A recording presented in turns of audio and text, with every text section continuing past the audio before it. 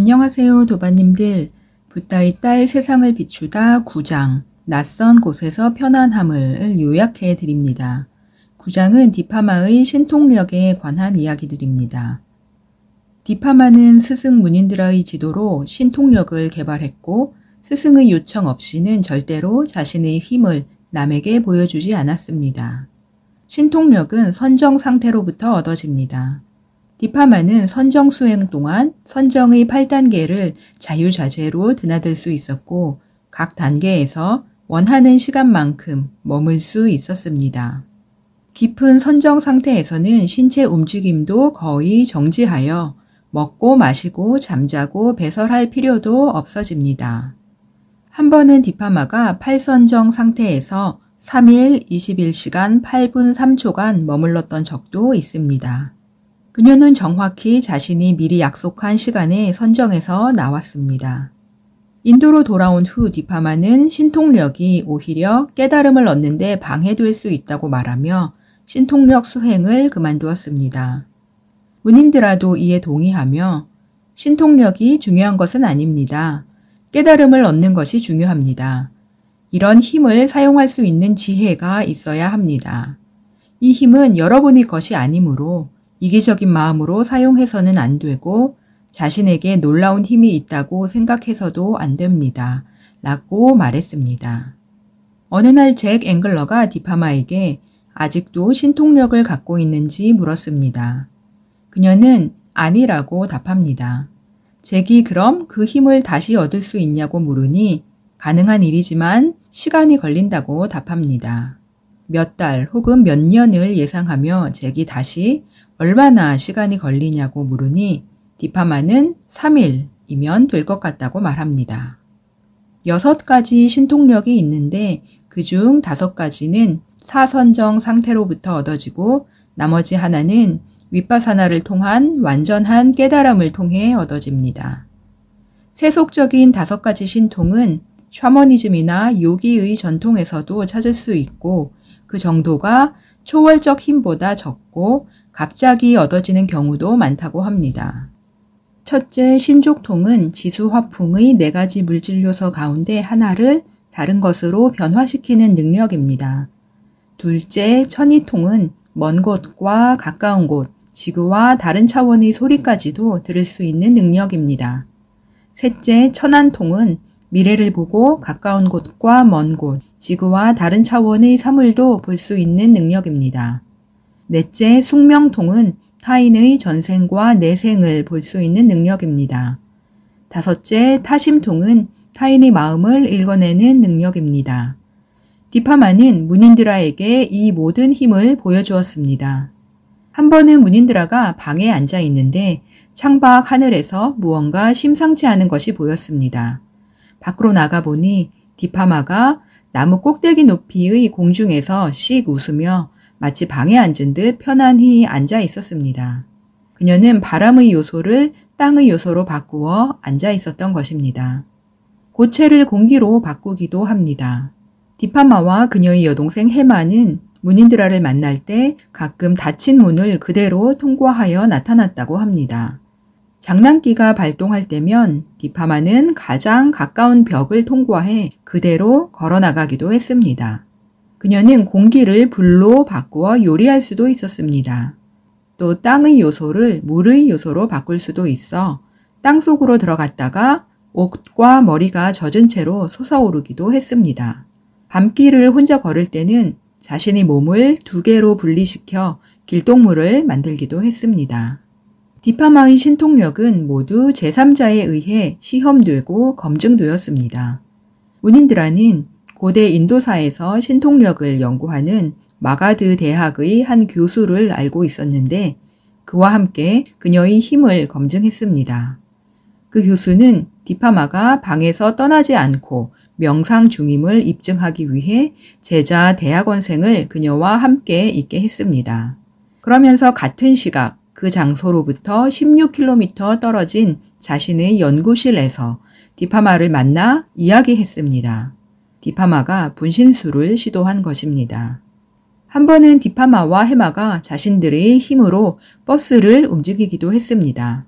매우 중요한 약속에 늦을 수도 있어 두 사람은 버스가 이동하는 시간과 거리를 단축시켰습니다.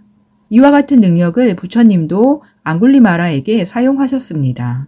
앙굴리마라가 부처님을 죽이려고 했지만 그는 부처님께 닿을 수 없었습니다. 부처님이 신통력으로 앙굴리마라와 계속 일정한 거리를 유지하도록 했기 때문입니다. 디파마는 다른 시간과 장소에서 일어나는 일들을 보고 들을 수 있었습니다. 미얀마의 외교관 우탄트가 UN 사무총장으로 선출되었을 때 무닌드라가 디파마에게 미래로 가서 그의 연설 내용을 듣고 오도록 했습니다. 무닌드라는 그것을 기록해 두었고 한 달 후 우탄트가 UN에서 똑같은 연설을 한 것을 확인할 수 있었습니다. 디파마는 심지어 부처님이 살아계신 시대로 돌아가 그 말씀을 듣고 돌아올 수도 있었습니다.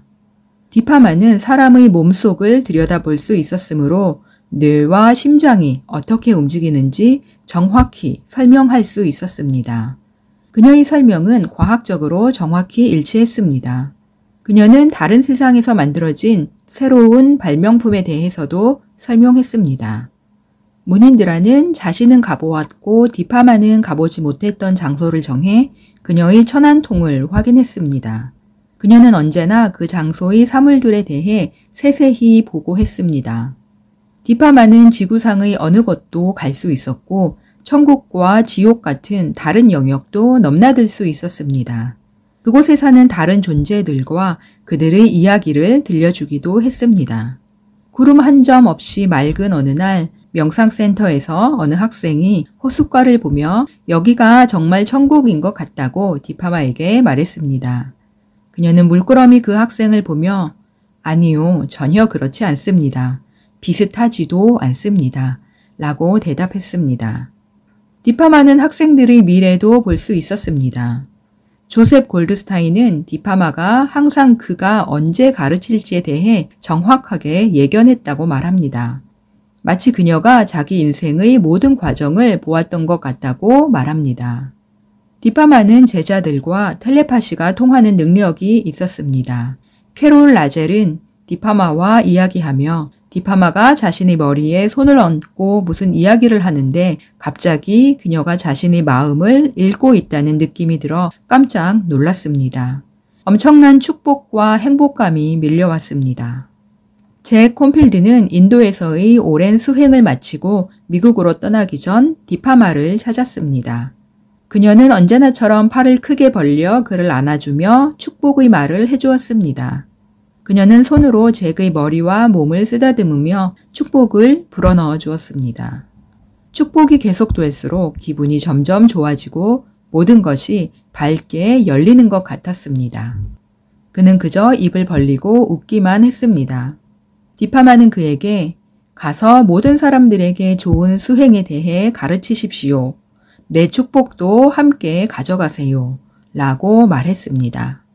끝으로 디파마가 명상센터의 학생들에게 직접 전한 무척 감동적인 디파마 자신의 체험담입니다. 비가 무섭게 퍼붓던 어느 날 저녁, 디파마 일행은 사원으로 향했습니다. 사원으로 가는 길이 물에 잠겼고 너무나 추워 더 이상 갈 수 없었습니다. 그때 차 한 대가 앞에 와 섰고 차 안에 타고 있던 한 신사가 가까운 곳에 집이 있다며 그들을 그리로 태워다 주었습니다. 그 집은 아주 훌륭했습니다. 디파마 일행은 그곳에서 약 15분간 비를 피해 머물다가 마침내 사원에 도착할 수 있었습니다. 사원에 도착하니 사람들이 어떻게 이런 비를 피해서 올 수 있었냐며 물었습니다. 디파마 일행은 그 집에 대해 말했습니다. 그런데 사원의 스님들과 마을 사람들 모두 주변에 그런 집이 없다고 합니다. 결국 모두가 그 집을 찾아 함께 나섰지만 찾을 수 없었습니다. 모두가 당황했습니다. 결국 그것은 계율을 잘 지키고 열심히 수행한 이들에게 천신들이 도움을 준 것이라고 결론 지어졌습니다. 디파마는 학생들에게 이 이야기를 하며 계집김의 중요성을 강조했습니다. 그렇게 하면 틀림없이 누군가가 여러분을 도와주고 위험에서 보호해 줄 것이라고 말했습니다. 그것은 디파마 혼자의 경험이 아니고 동행한 이들이 있었으므로 분명 꿈이나 상상이 아닙니다. 분명히 천신들이 그들을 보호하려고 오셨던 것입니다. 여기까지가 2부 9장의 내용입니다. 다음에는 10장 두려움 없는 붓다의 딸이 이어집니다. 시청 감사합니다. 행복하고 건강하세요.